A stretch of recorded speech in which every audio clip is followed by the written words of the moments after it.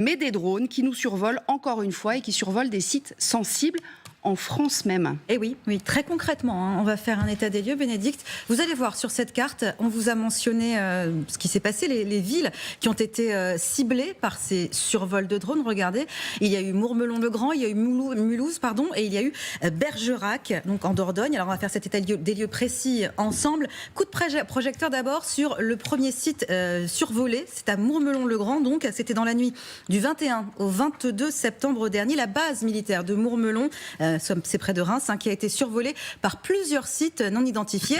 Ce qui intrigue, en fait, c'est que c'est là, à Mourmelon, que furent formés l'an dernier des soldats ukrainiens. Donc, ils ont été formés ici. Donc, ce survol de drone interroge. Ensuite, plus récemment, voilà, nous sommes à Bergerac, en Dordogne. Lundi soir, c'est tout près, cette semaine, 2 survols illégaux ont été signalés au-dessus de l'usine d'armement de Bergerac.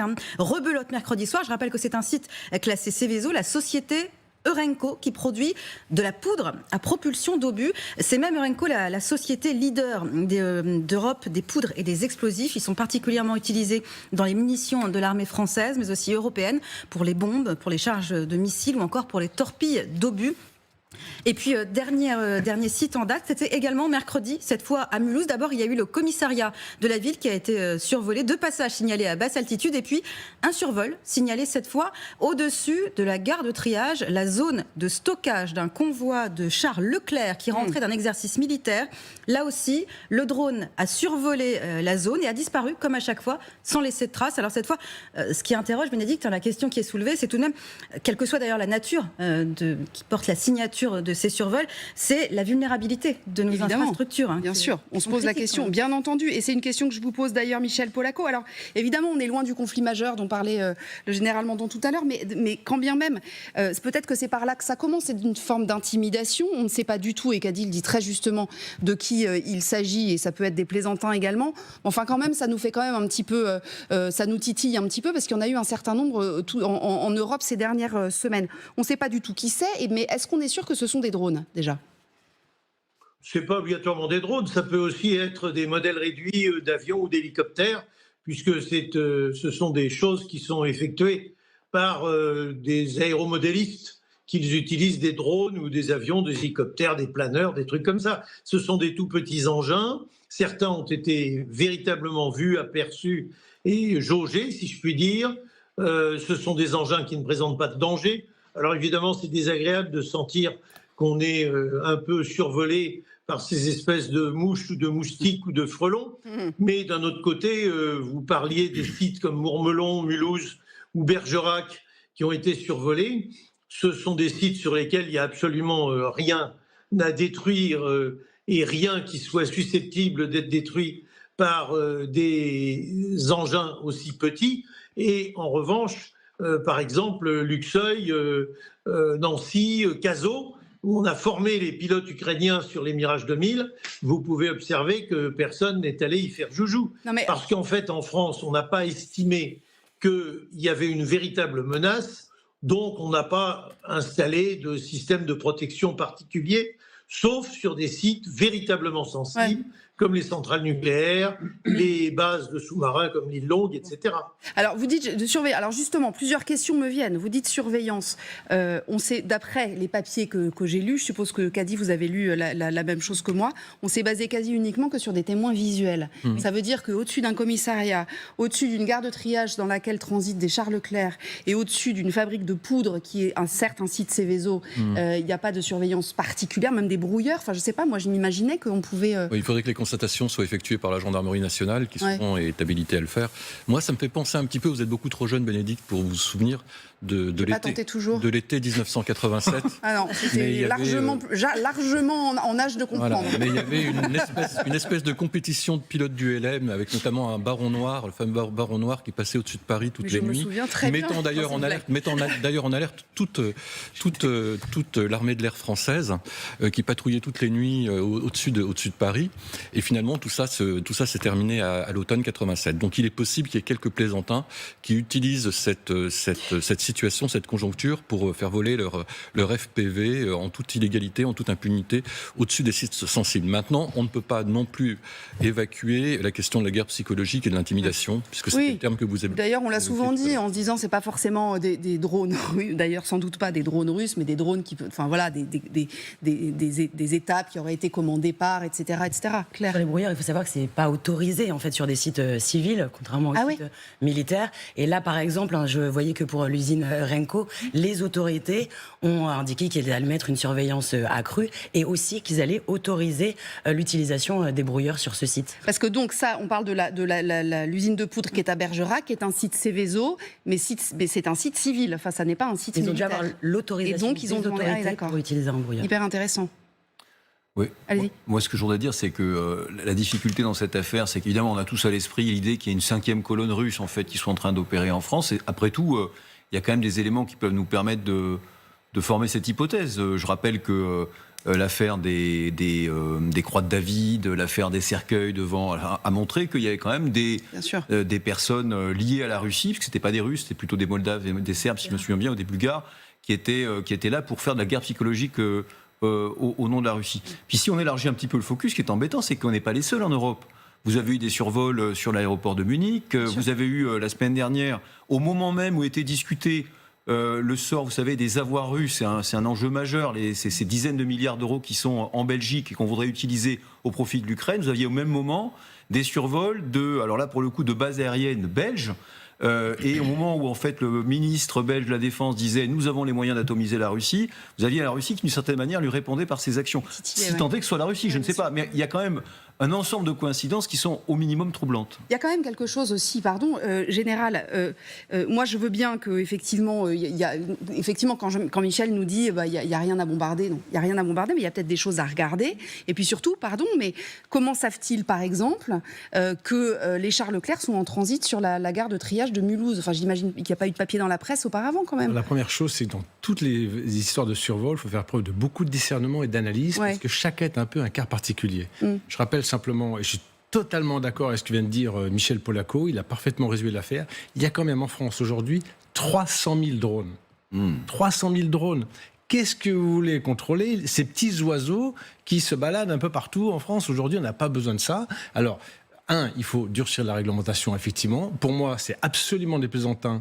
En aucun cas, actuellement, une action coordonnée des Russes. Parce que j'irais bien ailleurs que sur les endroits qui ont été cités. Michel a tout à fait raison. Si vous voyez le camp de Montbelon, allez faire un séjour au camp de Montbelon. Vous direz, c'est immense. Immense le camp de Montbelon, c'est un champ de manœuvre pour l'armée de terre et dans lequel d'ailleurs il y a un champ de tir pas très loin où on allait tirer à l'époque en Mirage. Qu'est-ce que vous allez trouver sur le champ de tir? Parce qu'il y a les Ukrainiens qui sont entraînés il y a un an. Enfin, c'est ridicule. Non, c'est juste pour se montrer, pour mettre une petite pression, etc.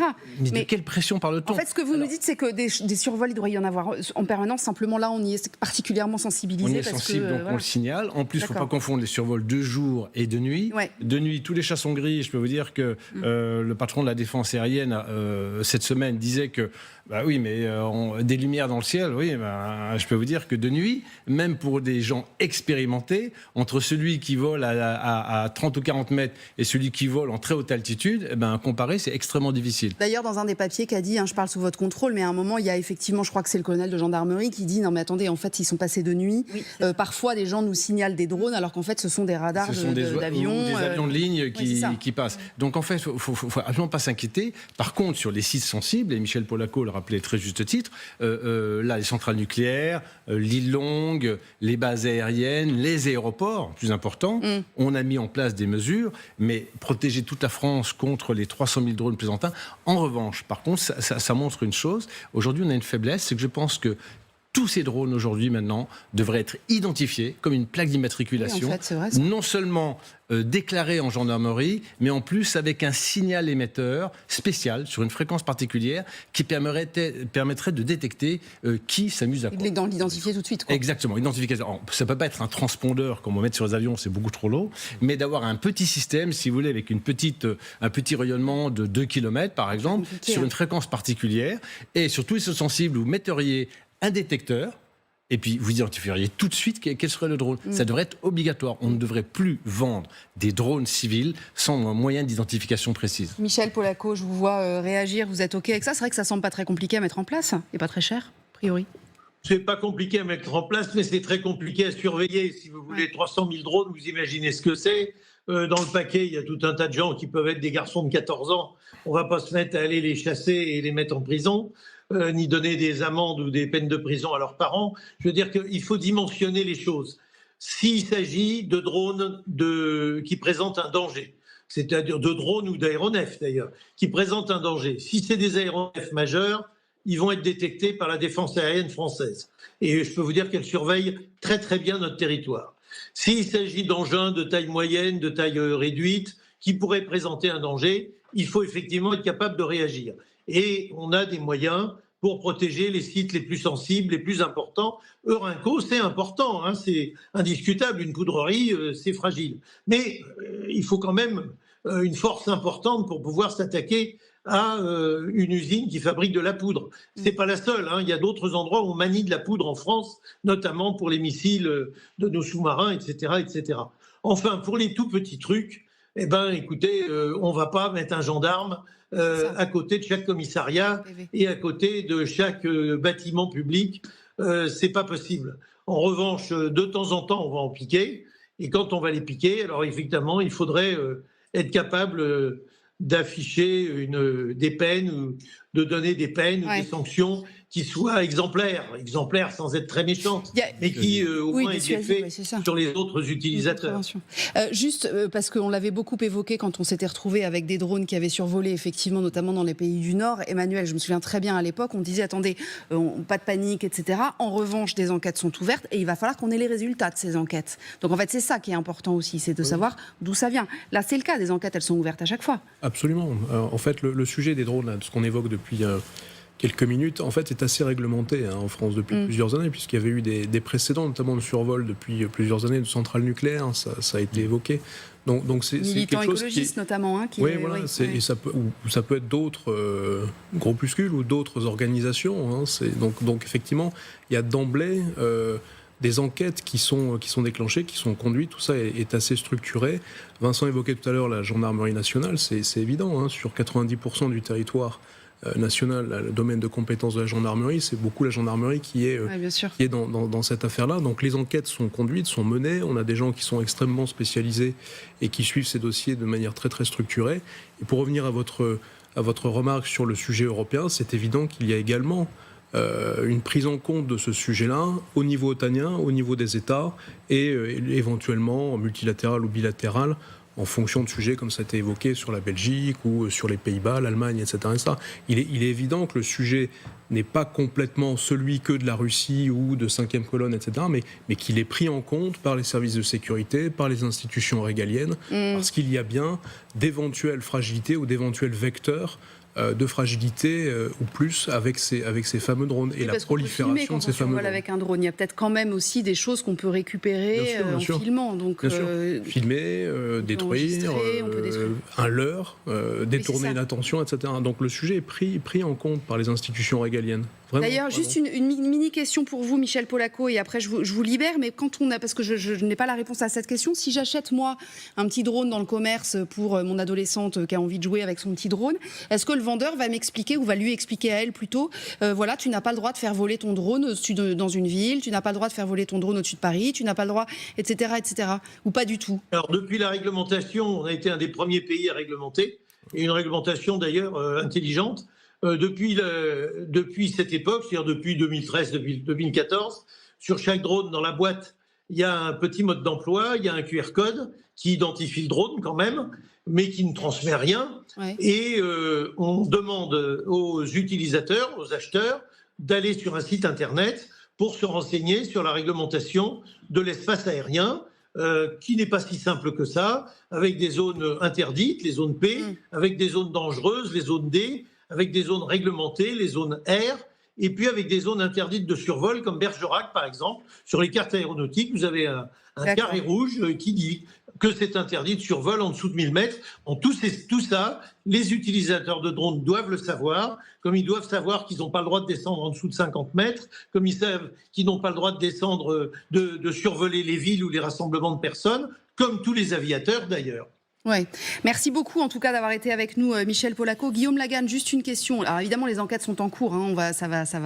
On saura sans doute à un moment ou à un autre qui étaient ces dronistes ou ce droniste. D'ailleurs, on n'a peut-être qu'un seul, on ne sait pas. Mais j'ai perdu ma question. Est-ce que le cas échéant, si on s'aperçoit qu'effectivement c'est une forme d'opération de déstabilisation, la France doit réagir et si oui, comment ? Parce que c'est la question qu'on avait posée beaucoup au sujet de Berlin, de Munich, ça avait paralysé le transport aérien, il y avait eu pas mal de... Oui, alors moi je suis effectivement incapable, n'étant pas aussi expert que M. Polaco ou le général Duterte, je suis incapable de dire, je pense qu'à ce stade aujourd'hui, personne n'est capable de dire si c'est effectivement l'affaire de plaisantins, d'enfants, d'adolescents, ou bien effectivement si ce sont des gens mal intentionnés et qui le font volontairement. Ce qui est certain, c'est que ça nous renvoie quand même à la situation un peu étrange qui est la nôtre, c'est-à-dire qu'on n'est évidemment pas en guerre avec la Russie, mais en même temps, tout le monde voit bien qu'on n'est plus non plus tout à fait dans la situation où on était avant 2022, c'est-à-dire qu'il y a quelque chose qui se trame, on est dans un entre-deux. Alors, les experts parlent de guerre hybride ou de situation hybride, et là, typiquement, c'est intéressant, parce que dans un État parfaitement pacifique ou parfaitement en paix, au fond, on s'en ficherait un peu. On pourrait laisser chacun faire ce qu'il veut. Et là, on sent bien qu'il nous faut un petit peu restreindre les libertés, un petit peu aller vers moins d'autonomie, etc. Mais jusqu'à où ? Et sachant qu'en plus, l'adversaire attend ça. C'est-à-dire, il attend aussi de créer des tensions dans notre société, etc. Donc là je pense que... Alors, certains disent... on n'y est pas encore, c'est une drone de guerre, quoi. C'est-à-dire, on est dans cette ambiguïté, vous vous rappelez en 1940, où on avait déclaré la guerre, mais on ne la faisait pas. Et là, on n'a pas déclaré la guerre, on ne la fait pas non plus, mais on sent bien non plus qu'on n'est pas encore, enfin, on n'est plus vraiment dans l'état de paix parfait, ou en tout cas où on se pensait être il y a encore 3 ans.